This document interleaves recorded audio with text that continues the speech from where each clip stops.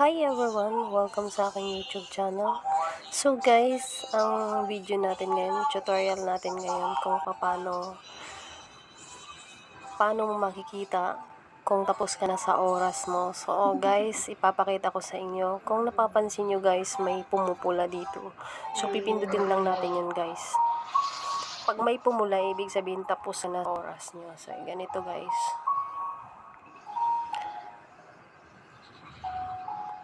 Mahina net natin guys. So ayan.